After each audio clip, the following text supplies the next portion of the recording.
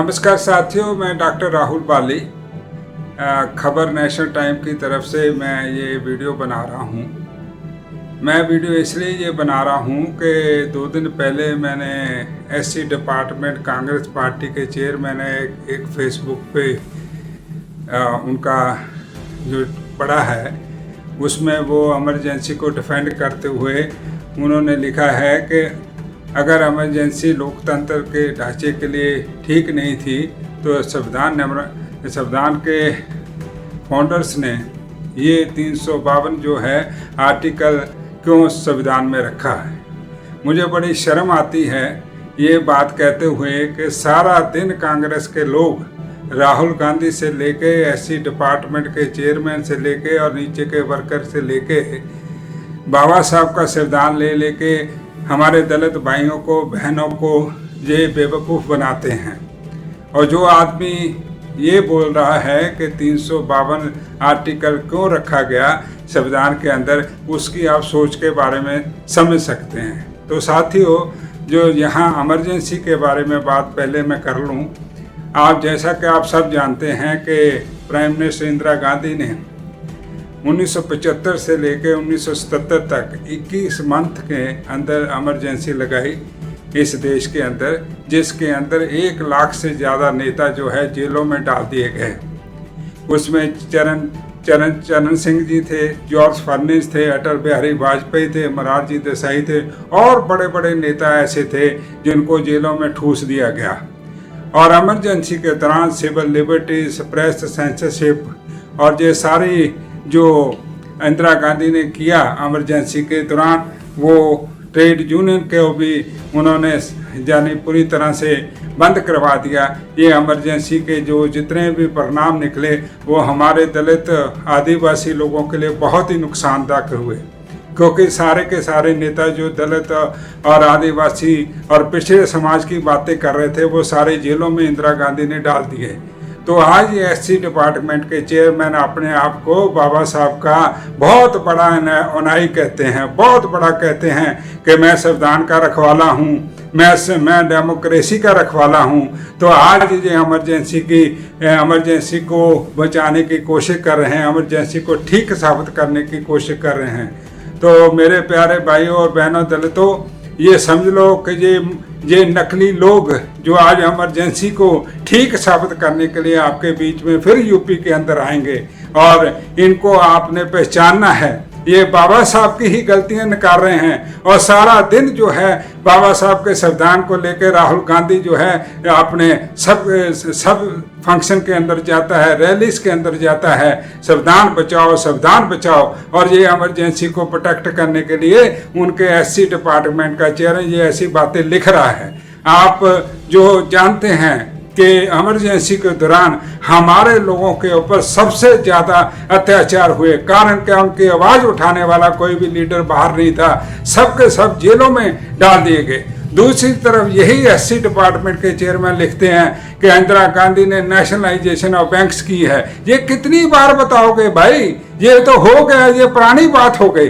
कितनी बार बताओगे इंदिरा गांधी के बारे में? चमचागिरी भी किसी हद तक ठीक लगती है। ये तो तलवे चाटने वाले लोग, ये दलितों के विरोधी लोग, ये बाबा साहब संविधान के विरोधी लोग, ये डेमोक्रेसी के विरोधी लोग, ये इमरजेंसी को सही साबित करने वाले लोग आपके कभी भी मित्र नहीं बन सकते। आपको सोचना पड़ेगा कि किस मानसिकता के लोग हैं ये कौन लोग हैं जो उनके तलवे चाटते हैं गांधी फैमिली के, और आज आपके बीच में वोट मांगते हैं। तो इनको आप पहचानो, ये यूपी के प्रभारी बनाए गए हैं और आप इनको समझो। इनको वहां आपने वोट नहीं देना है, इनको आपने वहां टिकने नहीं देना है, इनको आपने सवाल करने हैं कि बाबा साहब का बनाया हुआ संविधान जिसमें 352 आर्टिकल के बारे में बाबा साहब ने ये इमरजेंसी प्रोविजन उन्होंने लिखा, इसको डेड लेटर, बाबा साहब का कहना है ये डेड लेटर है। ये इमरजेंसी की प्रोविजन तब तक यूज नहीं होगी जब तक कि हमारे नेशन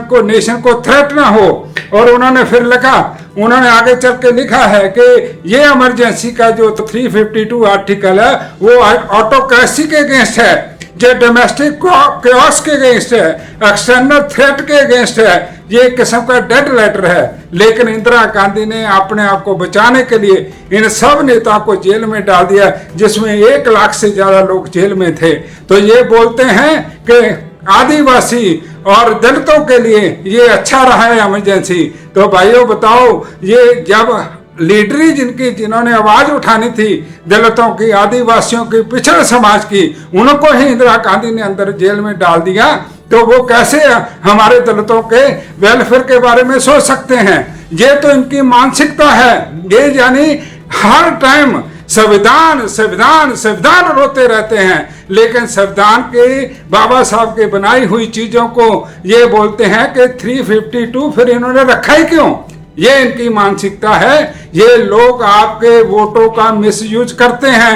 ये आपके अंदर आके लाखों करोड़ों रुपया कमाते हैं और अपने जो है घर भरते चले जा रहे हैं। मेरे भाई और बहनों, ये समझो इनको, इनकी चालें क्या हैं। ये बाबा साहब का नाम लेके, संविधान को अपने हाथ में नाम लेके, ये सारा दिन जो है बाबा साहब की बातें कर करके आपको गुमराह करते हैं, लेकिन दिल और दिमाग के अंदर इनके वो जो चप्पल चाटने की आदत है गांधी फैमिली की, वो इनके अंदर से नहीं जा रही है। आप इनका ट्वीट पढ़िए, आप इनके फेसबुक का मैसेज पढ़िए, ये बाबा साहब को भी गलत साबित करने की कोशिश कर रहे हैं। तो जो बाबा साहब को साबित गलत करने की कोशिश कर रहे हैं, वो आपके वेलफेयर के बारे में कैसे सोच सकते हैं? ये आप सोचो भाइयों, आपको सोचना पड़ेगा, आपको जब पढ़ना पड़ेगा तब जाके आपका जो है किसी किस्म का उद्धार हो सकता है। लेकिन इन चप्पल उठाए इन झूठे लोगों को अगर आपने फिर भी वोट दिया, तो मुझे लगता है फिर वो दिन दूर नहीं है जो आपको पूरी तरह से तोड़ा जाएगा, आपको पूरी तरह से अत्याचार किया जाएगा। यही लोग हैं जो संविधान को लेकर चलते हैं, लेकिन बाबा साहब के बारे में ये इनकी सोच है। साथियों, इस वीडियो को बनाने का मेरा मकसद यही है कि आप लोगों को मैं इमरजेंसी के बारे में, जो कि आप सब जानते हैं, एक एक बच्चा, एक एक नेता इस देश का इमरजेंसी के बारे में जानता है, जो स्टूडेंट रिसर्चर हैं वो सब जानते हैं इसके बारे में। लेकिन इनकी सोच देख लो कि 352 जो है वो फिर संविधान में क्यों रखा गया, ये लिखते हैं ये हैं। तो ये इनका पार्लियामेंट डेमोक्रेसी के बारे में विचार है, ये इनका इमरजेंसी के बारे में विचार है। इमरजेंसी कभी भी ठीक साबित नहीं हुई इस देश के अंदर। इमरजेंसी में सबसे ज्यादा हमारे लोग, उनका ही सोशल, इकोनॉमिक और पॉलिटिकल अत्याचार हुआ हमारे लोगों का। और ये बोलते हैं कि मतलब कि नेशनलाइजेशन ऑफ बैंक हो गया। अरे एक ही करने से सारा कुछ हो गया?